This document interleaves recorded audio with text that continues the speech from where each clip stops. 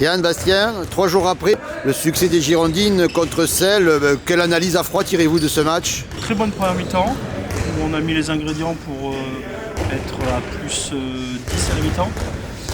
Et puis on perd la deuxième mi-temps, donc c'est assez fâcheux. Ça nous a mis un peu, c'est pas de la colère, mais de la frustration parce que les filles travaillent bien aux entraînements.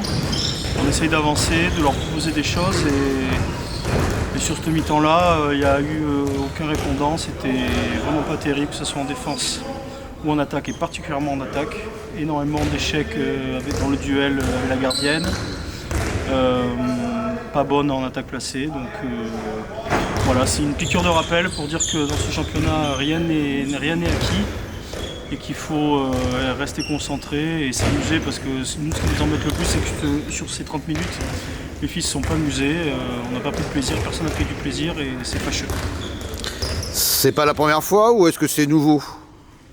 Non, c'est clairement, je crois que c'est la première fois qu'on perd une mi-temps, peut-être depuis le début du championnat. Donc c'est la première fois. Maintenant, il y a eu aussi une piqûre de rappel la semaine d'avant à Mignaloux. À Mignaloux, on ne fait pas non plus un bon match, mais l'équipe en face, il y avait du répondant. Donc c'est plus embêtant ce match, ce mi-temps-là. Mais encore une fois, ça reste qu'une mi-temps sur 11 matchs qui sont de très bonne augure. Alors ça nous amène à faire un bilan puisque on est à peu près à la mi-saison. Vous êtes en tête en ayant gagné tous les matchs. Donc le bilan est forcément favorable.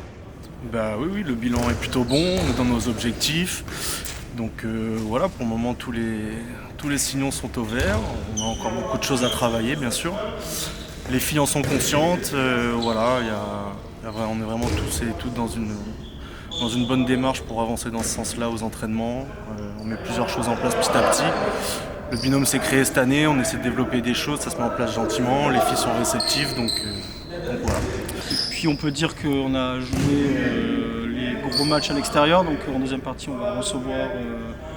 Maintenant on pense que Obja et Is sont probablement les deux meilleures équipes pour monter l'année prochaine en National 3. On va les recevoir sur la fin de saison, donc c'est plutôt intéressant pour nous. Oui. Sachant qu'Obja a 3 points de moins que vous déjà. Vous avez même un joker par rapport à elle. On a déjà un joker, on devrait avoir beaucoup plus, mais on a eu hélas 2 points de suspension pour des problèmes d'arbitrage de CNCD.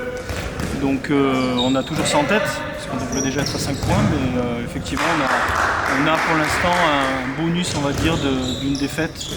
Mais le but c'est d'être invaincu tout le long de la saison, ça serait excellent. Tu le disais sur la seconde mi-temps du match contre Celle, moins bonne, temps perdu. Est-ce que le risque n'est pas que les joueuses se lassent de gagner tous les matchs ou alors qu'il y ait une certaine facilité? Peut-être qu'on a un certain relâchement, c'est vrai, en deuxième mi-temps, et ça elles en sont conscientes, on avait pourtant prévenu dans les vestiaires à la pause, c'est un symptôme qui se répète un peu trop souvent à notre goût. Pour illustrer ça, première mi-temps, on rate 3 tirs, en deuxième on en rate 14. On a 11 pertes de balles en première mi-temps et 17 en deuxième. Donc les stats le montrent, elles le savent, maintenant il faut travailler sur la durée dans un match, tout ne joue pas que sur 30 minutes. Pour autant, c'est bizarre parce qu'elles sont capables de bien réagir dans des matchs un peu chauds où c'est serré tout le match, comme quand on a été à Isle ou bien au Obja. Donc voilà, elles sont capables d'être sérieuses comme de se relâcher. C'est compliqué, on est aussi dans un niveau amateur de maintenir un niveau d'exigence tout le temps élevé. Je pense qu'elles en sont conscientes et on va encore travailler là-dessus pour que ce soit plus régulier sur 60 minutes. En tout cas, là où vous en êtes, l'objectif c'est la montée. Je pense. Oui. Je pense qu'on peut le dire. C'était même à la première minute de la préparation de cet été, c'était l'objectif, c'était la montée. Ça c'est évident. Maintenant, je ne comprends pas, moi, les équipes qui jouent, on joue le maintien. Jouer le maintien, je comprends pas ce que ça veut dire. Par contre, jouer la montée, ça veut dire, comme il vient de le dire, être exigeant constamment à tous les entraînements et à tous les matchs. Il n'y a aucune équipe qui va nous laisser gagner facilement. Et je pense même que dans cette poule, maintenant, l'objectif de toutes les équipes, c'est de faire tomber le leader invaincu. Ça sera bien pour les équipes que l'on va jouer.